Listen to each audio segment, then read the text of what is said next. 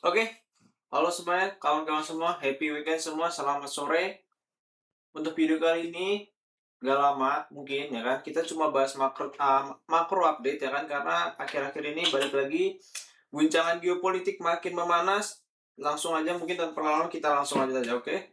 Sebelum kita lanjut, disclaimer dahulu, videoku di sini jangan jadikan keputusan kalian untuk menjual atau membeli sebuah aset apapun, oke? Alangkah baiknya kalian do your research untuk keputusan investasi kalian, oke? Mungkin kita langsung lanjut ke slide-nya. Nah, kalau kita tahu ya kan, kemarin kan kita udah tahu ya, Presiden Venezuela habis ditangkap. Nah, itu ujung-ujungnya bukan entah itu yang sesuai kita bahas kemarin, bukan karena dia kartel narkotika, ya sebenarnya itu salah satunya juga, tapi di balik itu semua, US pengen memegang kendali si oil ini. Karena kalau kalian tahu, Venezuela itu ternyata dia tuh kualitas oilnya tuh heavy crude oil, yang dimana itu, sebutannya gimana ya, itu tuh paling bagus lah intinya. Itu buat buat apa aku juga nggak tahu lebih dalam. Intinya itu katanya kualitasnya itu paling bagus, di mana tuh kalau misalkan Saudi Arabia kan, US kan ngambil barangnya banyak kan dari Saudi kan sebelumnya. Nah, itu tuh hanya medium crude oil, yang dimana tuh lebih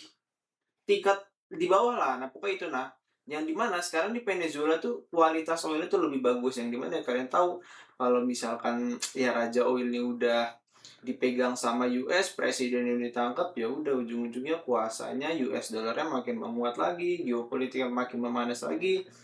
Dan ya nggak tahu lah sampai kapan kita ikuti aja lah Uncle Trump ini mau bagaimana. Oke, kita lanjut lagi. Nah, setelah Venezuela ditangkap, ya kan, nextnya apa bang? Greenland. Nah, kalau kalian lihat, kok tiba-tiba Greenland, kan ada yang bilang itu kan cuma tempat es doang, Bang. Ternyata nggak cuma tempat es doang, guys. Yang pertama, kalau menurut artikel yang ku lihat dan ku baca ya, di sana tuh dia US juga pengen bangun pangkalan militer. Kenapa kok tiba-tiba ada pangkalan militer, Bang, di sana? Karena kalau kalian lihat dari peta mapnya, aku nggak bisa liatin. Itu kan Greenland kan ada di atas ya, di mana itu untuk menjaga pertahanan udaranya Amerika Serikat. Di mana kalau misalnya kalian lihat, pangkalan militer US tuh rata-rata tuh ya pokoknya ini tuh strategis banget untuk menghindari serangan dari Rusia dan China. Itu seperti itu. Coba kalian search sendiri aja. Pertama itu, pangkalan militer untuk melindungi pertahanan udaranya Amerika Serikat di Greenland itu bagus. Nah, itu pertama. Yang kedua apa? Ternyata Greenland itu juga kaya sumber daya alam. Yang pertama apa? Aduh, namanya apa lagi nih ya, Ah, apa main apa tadi ya sebenarnya? Aduh, lupa. Aduh, iya, coba lupa. Udah pokoknya itulah, dia dia kaya juga, yang dimana ini bahan baku untuk pembuatan, pokoknya logam magnet gitu, namanya apa ya, lupa aku cuy. Wah, itulah. Mungkin kaya juga ya, cuma balik lagi, kalau menurutku ini buat untuk menjaga ketahanan udaranya Amerika Serikat. Karena apa ya? Untuk bangun pangkalan militer biar negaranya itu enggak, ya aman lah dari serangan Rusia maupun Cina. Intinya mungkin yang paling oke itu. Karena kalau kalian tahu ternyata Greenland ini tuh sebenarnya negara luas, cukup luas, cuma warganya kecil, sedikit maksudnya. Karena apa ya? Kalian tahu dia kan cuma es kan, dimana kalau kita mau bertani ya nggak bisa kan, es gimana coba? Pendapatan ekonominya aja cuma dari jual beli ikan apapun itu ya kan, karena balik lagi laut di sana ya kan, banyakkan laut. Nah, cuma kalau kulihat dia sumber daya alamnya lupa deh, ini ada uranium, iron, sama satu ini apa nih, lupa nih yang tengah ini nih. Lupa aku. Mungkin nanti ku tulis lah ya. Nah, nextnya. Nah, terus kalau kalian tahu, waduh, ini belum diganti lagi, oke. Kalau kalian tahu sekarang lagi memanas lagi sama Iran lah. Kok tiba-tiba Iran, Bang? Kenapa sama Iran, Bang? Karena Iran ini sekarang tuh ternyata dia lagi mengembangkan teknologi nuklir, guys. Karena apa? Untuk apa? Karena kan kalian tahu ya, kemarin ada news, kayak Israel versus Palestina ya kan. Sebenarnya, Israel yang ngebom-ngebom gitu kan. Cuma kalau kalian tahu negara-negara Timur Tengah itu kan bilangnya, gue pro Palestina nih, pro Palestina nih, tapi nggak pernah ada yang namanya apa ya, nembak lah setidaknya satu peluru pun ke tentara-tentara Israel, ngambil aksi lah, itu nggak ada, guys. Nah, yang berani ngambil aksi cuma satu nih negara nih, Iran. Makanya US bilang, saya pengen nutup untuk apa ya? intinya riset nuklir di Iran untuk ketahanan apa, intinya biar keren lah kata-katanya untuk menjaga dunia ini ya kan. Padahal enggak juga guys. Karena Iran ini emang salah satu ancaman terbesar Israel dan Amerika Serikat juga. Karena apa? Ternyata Iran tuh juga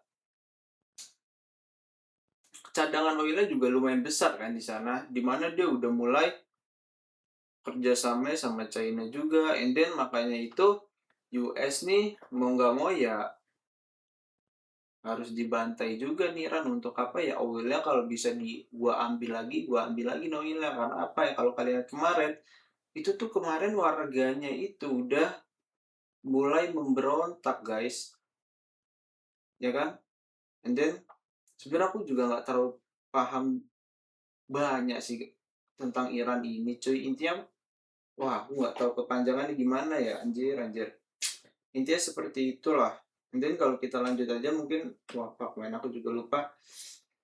Jadi mungkin langsung kita bahas aja yang ini aja money flow untuk Bitcoin dan Gold. Aku rasa money flow-nya balik lagi masih ada di safe haven aset ya kan.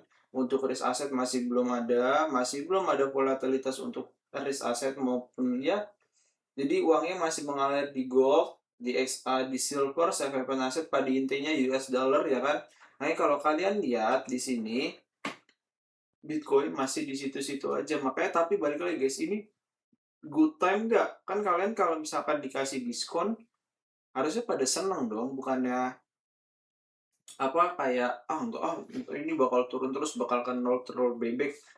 Ya cuma balik lagi ya kan, not financial advice ya kan, bukan aja kan menjual atau membeli sebuah aset ya kalian tetap jujur riset aja sih karena kalau menurutku kalau misalkan ini kan gold udah terlalu tinggi gini udah rally tinggi banget ya kan udah risk to rewardnya tuh udah jelek banget guys kalau kita mau dapat 2x deh mau dapat 100% gitu. Apalagi kalian pasti kan berharapnya 100% semua kan, 2x semua kan, karena jadi ya risk to reward-nya masih nggak dapet lah, udah jelek banget. Makanya akhir-akhirnya itu mikir kayak, apa sorting keras aja ya? Cuma belum ada data yang mendukung kalau kita tuh harus sorting sekarang, orang situasi masih pada perang ya kan?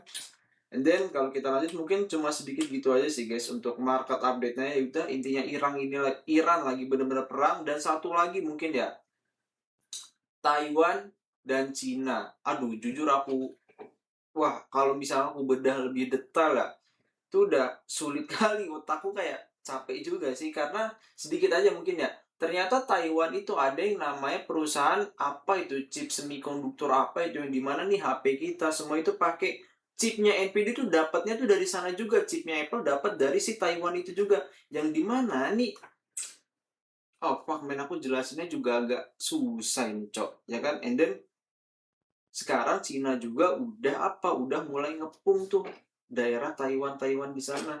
Untuk apa ya? Biar si Taiwan ini nggak bisa ngekspor chip ke US. And then ya semakin rumit ya kan, geopolitik emang seni tapi ya kalau kalian bisa menjadi pemenangnya ya udah kalian akan making money besar ya kan. Cuma kalau misalkan kalian FOMO nggak jelas ya udahlah. Semangat lah buat kalian ini minggu wah tahun ini gua rasa nggak usah terlalu berharap banyak lebih ya kan and then